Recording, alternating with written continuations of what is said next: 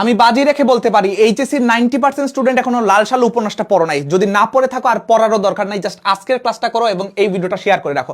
আজকের ক্লাসে আমরা এ টু জেড লাল সালু উপন্যাসের যত ইনফরমেশন আছে সবগুলোই জানবো। সো ভিডিওটা অবশ্যই শেয়ার করে রাখো এবং এটার পিডিএফটা পেতে হলে কমেন্ট সেকশনে অবশ্যই পিডিএফ লিখে কমেন্ট করে রাখো। দেখো, লাল সালু উপন্যাসটা আমরা জানি যে এই গল্পের কেন্দ্রীয় চরিত্র মজিদ, এটা আমরা টুকটাক সবাই জানি। কিন্তু এই গল্পের উপন্যাসিক থেকে শুরু করে এই গল্পের অন্যান্য যে চরিত্রগুলো আছে সেই সবগুলো চরিত্র কিন্তু আজকে আমরা এখানে দেখতে পাবো। এখানে প্রায় 100টার মতো ইনফরমেশন আছে।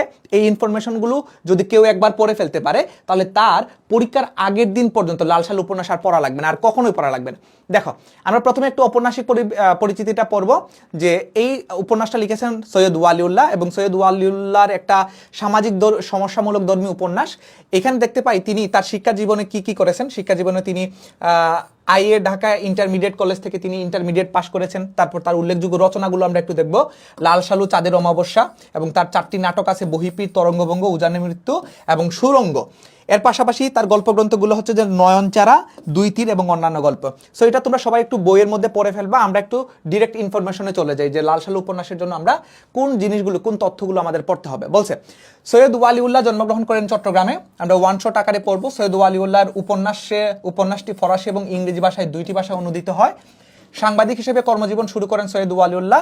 সৈয়দ ওয়ালিউল্লাহ মৃত্যুবরণ করেন 1971 সালে। তোমরা আবার কেউ মনে করো না যে উনি যুদ্ধ করতে গিয়ে মারা গেছেন, যুদ্ধের অনেক পরে তিনি মারা গেছেন। বাংলাদেশের কথা সাহিত্যকে আন্তর্জাতিক মানে উন্নীত করার প্রতিকৃত তিনি। কাদো নদী কাদো উপন্যাসটি প্রকাশিত হয় এত সালে। নয়নতারা উপন্যাসটি প্রকাশিত হয় 1946 সালে।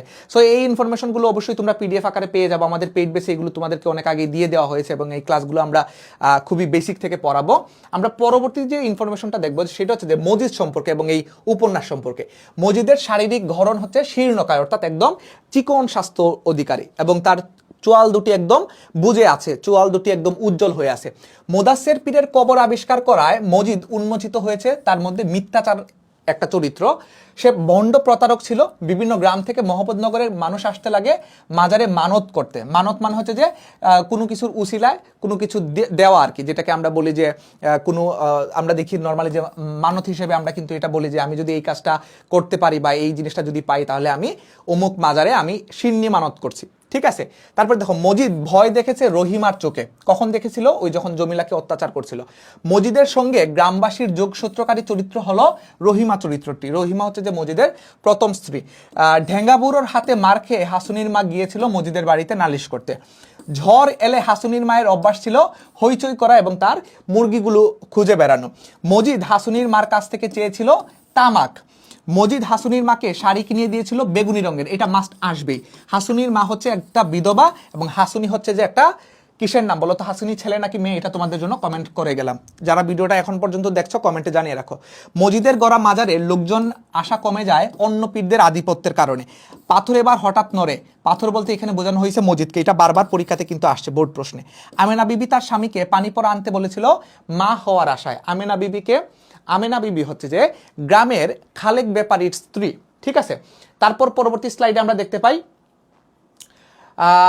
এখানে অনেকগুলো জিনিস দেওয়া আছে। শত্রুর আভাস পাওয়া হরিণের চোখের মতন সতর্ক হয়ে ওঠে জমিলার চোখ। জমিলা হচ্ছে যে মজিদের দ্বিতীয় স্ত্রী। জমিলা হচ্ছে যে মজিদের দ্বিতীয় স্ত্রী হচ্ছে যে জমিলা। এবং লাল সালু উপন্যাসে মজিদের মুখে জমিলার থুতু নিক্ষেপ প্রকাশ পেয়েছে জমিলার একটা ক্রোধ। মজিদ পূর্বে কোথায় বাস করত? গারো পাহাড়ে। মজিদ পূর্বে গারো পাহাড়ে বাস করত। মজিদের দুদু মিয়াকে শাসনের মধ্যে নিহিত আধিপত্য বিস্তার। রহিমার কাছে নিজের মৃত্যু কামনা করে কে হবে? এটা বোধহয় জমিলা হবে না। মৃত্যু কামনা করে এটা হাসুনির মা হবে। প্রথম যৌবনে মজিদ যেমন বউয়ের স্বপ্ন দেখতো জমিলার মতো, একটু রাগ করবে, ঠোঁট ফুলাবে, চোখ ফুলাবে। ঢেঙ্গাবুড়োর বিচারে মজিদ যে সূরা পাঠ করেছিল সেটা হচ্ছে যে সূরা আন-নূর। তাইলে এই গল্পের মধ্যে, উপন্যাসের মধ্যে সূরা আন-নূরের কথা বলা হয়েছে। বতরের দিনে মগরা মগরা ধান আসে। বতর শব্দের অর্থ হচ্ছে যে ফসল কাটার উপযুক্ত সময় বা মৌসুম। ওনারে কইবেন আমার যেন মৌত হয়, আর যেটি করেছিল হাসুনির মা। মাঠের ধান নষ্ট হয়ে যায় শিলা বৃষ্টি হলে। শস্যের চেয়ে টুপি বেশি, ধর্মের আগাছা বেশি বলতে বোঝানো হয়েছে ধর্মীয় গোড়ামি এবং কুসংস্কারকে। 55 নম্বর প্রশ্ন হচ্ছে 54 নম্বর প্রশ্ন, গ্রামের লোকেরা যেন রহিমারই অন্য একটা সংস্করণ। বিশ্বাসের পাথরে যেন খোদাই করা চোখ। কার চোখ? মজিদের চোখ। ঠিক আছে, এটা উত্তর হবে মজিদের চোখ। আমরা পরবর্তীতে একটা গুরুত্বপূর্ণ স্লাইড দেখতে পাই, এটা তোমাদের জন্য গুরুত্বপূর্ণ। এইচএসসি মিশন এ প্লাস ব্যাচ আমরা তোমাদের জন্য নিয়ে এসেছি। এইচএসসি 26 এবং 27 ব্যাচে যারা ইংলিশ বাংলা আইসিটিতে মনে করছো যে ফেল করে ফেলবা কিংবা একদম বেসিক থেকে শুরু করতে চাচ্ছ, তাদের জন্য একদম নতুন ব্যাচে কিন্তু আমরা বাংলা প্রথম পত্র দ্বিতীয় পত্র, ইংরেজি প্রথম পত্র দ্বিতীয় পত্র এবং আইসিটি টোটাল 500 নম্বরের ফুল প্রিপারেশন কিন্তু তোমাকে এই ইবিআই মিশন এ প্লাস ব্যাচটাতে দিব। এবং এই ব্যাচটাতে আজকের ক্লাসটা দেখে যারা ভর্তি হবা তারা 2000 টাকা না, মাত্র 1250 টাকায় তুমি এইচএসসি 27 ব্যাচ আগামী 1 বছর ক্লাস করতে পারবা।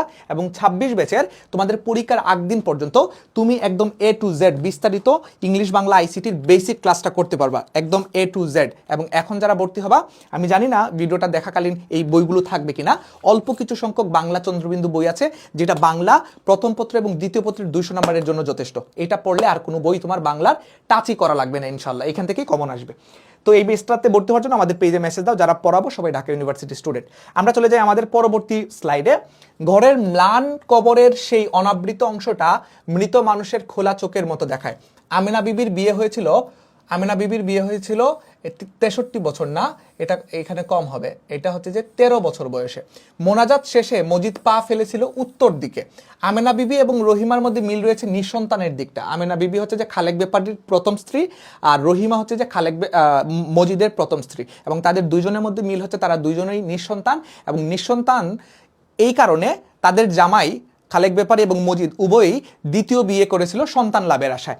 তো এটা মনে রাখবা। ঘুমকাতুরি হচ্ছে যে জমিলা নামাজ পড়তে গিয়ে শেষদায় সে ঘুমিয়ে পড়ে। খালেক ব্যাপারীর মতে আকাশ দাড়ি রাখেনি, ইংরেজি পড়েছে বলে। বাকি যে ইনফরমেশনগুলো আছে আশা করি তোমরা সবগুলো এখানে দেখতে পাচ্ছ।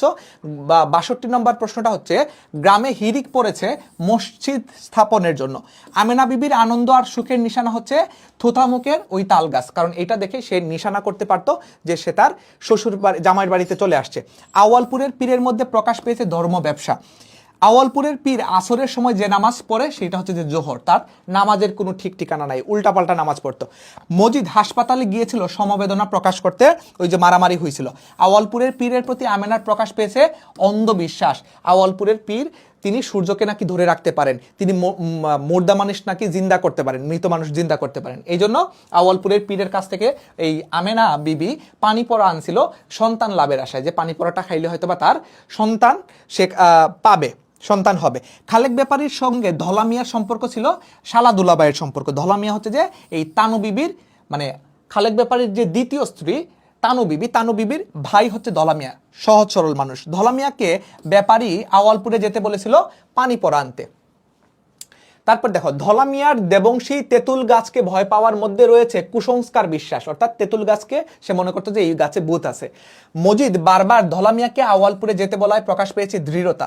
আওয়ালপুরের পীরকে মজিদ আখ্যা দিয়েছে ইবলিশ নামে। তাহলে এটাও ইম্পর্টেন্ট যে আওয়ালপুরের পীর আমার আব্বা এই কথাটা বলতে এখনো বলে যে এক মানে ভণ্ড আরেক ভণ্ডরে দেখতে পারে না। তো এরকম ভাবে আওয়ালপুরের পীর যখন আধিপত্য বিস্তার করছে, গ্রামের মানুষ যখন মজিদের কেরেসমাতি বা তেলেসমাতিতে খুব বেশি মানে মিরাকেল পাচ্ছিল না, তখন আওয়ালপুরের পীরের কাছে তারা সবাই হুমড়ি খেয়ে পড়ছিল। তখন মসজিদ বলা শুরু করছে যে এটা হচ্ছে যে ইবলিশ, শয়তান। ঠিক আছে, এক শয়তান আরেক শয়তানরে শয়তান ডাকতেছে। খালেক ব্যাপারী মসজিদকে ভয় পায় ধর্মভীতির কারণে। আমেনার ক্ষেত্রে প্রযোজ্য হচ্ছে যে নিঃসন্তান, এটা আমরা পড়লাম। ঢেঙ্গাপুরোর স্ত্রীর জানাজা পড়ানোর কথা ছিল মোল্লা শেখের। তানিজে ক্ষুধার মানুষ উক্তিটি হলো রহিমা। কার সম্পর্কে বলছে? মজিদ সম্পর্কে বলছে। স্বামীর প্রতি একটা অগাধ বিশ্বাস ছিল। উঠানোর পরটুকু পাড়ি দিতে আমেনা বিবি পরিশ্রান্ত বোধ করে অসুস্থতায়, কারণ তোমরা জানো যে তার সতীত্ব পরীক্ষার জন্য এই মজিদ কি করছিল, বলছে যে তিনি রোজা রেখে সারাদিন না খেয়ে ইফতারের পরে তিনি কি করবেন, মাজারে 7টা পাক দিবেন। তো রোজা রেখে তুমি 7টা পাক কিভাবে দিবা? অসুস্থতার কারণে মাথা ঘুরায় পড়ে গেছে। তো সে বলছে যে আপনার পেটে, আপনার স্বামীর বউয়ের পেটে কি আছে, অনেকগুলো বেরি আছে, এই জন্য সন্তান হয় না। খালেক ব্যাপারীর এইটা বুঝাইছে। আমেনা বিবি মজিদের কাছে চড়ে গিয়েছিল পালকিতে করে। আমেনা বিবিকে পালকি থেকে নামিয়ে মজিদ যেতে বলেছিলেন মাজারে। মজিদ বারবার আমেনা বিবির থেকে আর দিকে তাকাইছিল রূপের মুহে। কত বড় লুচ্চা বেটা ছিল যে আমেনা বিবির দিকেও সে তাকাইতো, খালেক ব্যাপারীর স্ত্রীর দিকে। আমেনা বিবি যখন পালকি থেকে পাটা নামাইছে তখন তার এই ডবল সাদা পা দেখে তার একটু রগরগা অনুভূতি হয়েছে, তার একটু কামনা বাসনা ফিল হয়েছে। মজিদের সামনে খালেক ব্যাপারী অসহায় ধর্মভীতির কারণে। আমেনা বিবি মাজারে পাক শুরু করেছিল ডান দিক থেকে, এটা মনে রাখতে হবে। রহিমা মাজারে আমেনা বিবির দৃশ্যগুলো দেখেছিল বেড়ার ফুটো দিয়ে। আমাদের আরো 100টা, এই যে আমাদের 100টা তথ্য তোমরা কিন্তু পেয়ে গেছো। আবারও বলি, যাদের এই ক্লাসের পিডিএফটা লাগবে, ক্লাসটা শেয়ার করতে হবে, তারপরে এই শেয়ারের স্ক্রিনশটটা আমাকে পেজে দিলে আমি তোমাকে এই পিডিএফটা দিয়ে দিব। তুমি পরীক্ষার আগে জাস্ট এইগুলো পড়লেই তোমাকে লাল সাল উপন্যাসে আর ইনশাল্লাহ আটকাতে পারবে না কেউ ইনশাল্লাহ। আমেনা বিবি মাজারের মধ্যে মূর্ছা মানে হচ্ছে অজ্ঞান গিয়েছিল, শারীরিক দুর্বলতা, সারাদিন কিছু খায় নাই, রোজা রাখছিল। খালেক ব্যাপারীর গলায় শিশুর ভাব আসে সন্দেহের কারণে। আমেনা বিবির ক্ষেত্রে প্রযোজ্য হচ্ছে তিনি স্বামী বিরু। যে গাছ দেখে আমিনা বিবু বুঝতো যে স্বামীর বাড়ি পৌঁছেছে সেটা হচ্ছে যে তাল গাছ, তোতামুখের তাল গাছ। মোদাব্বের মিয়ার ছেলের নাম হচ্ছে আক্কাস। মোদাব্বের মিয়ার ছেলের নাম হচ্ছে আক্কাস, যে শিক্ষিত এবং সে গ্রামে একটা স্কুল প্রতিষ্ঠা করতে চেয়েছিল। মজিদ আক্কাসকে দমাতে চাওয়ায় তার চরিত্র উন্মোচিত হয়েছে শোষণ। পুলক শব্দের অর্থ হচ্ছে আনন্দ বা পুলকিত মানে হচ্ছে আনন্দিত।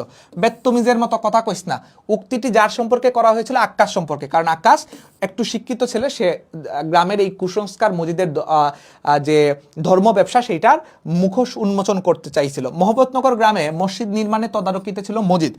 সচ্ছলতার শিকড় গাড়া বৃক্ষ ছিল মজিদ। মজিদের যশ খ্যাতির উৎস হচ্ছে যে এই পুরনো কবরটি বা প্রাচীন মাজারটি। মজিদের নিঃসঙ্গবোধের কারণ হচ্ছে নিঃসন্তান হওয়ায়। যার বিলাপের জমিলার মন খারাপ হয়েছিল সেটা হচ্ছে খ্যাংটা বুড়ো বিলাপ করতো। রহিমার পোষা রাখতে চায় হাসুনিকে। হাসুনি ছেলে নাকি মেয়ে জানাও এখনো। লাল সালু উপন্যাসে আমাদের ৯৮ নম্বর প্রশ্ন। লাল সালু উপন্যাসের মূল বিষয়বস্তু হচ্ছে যে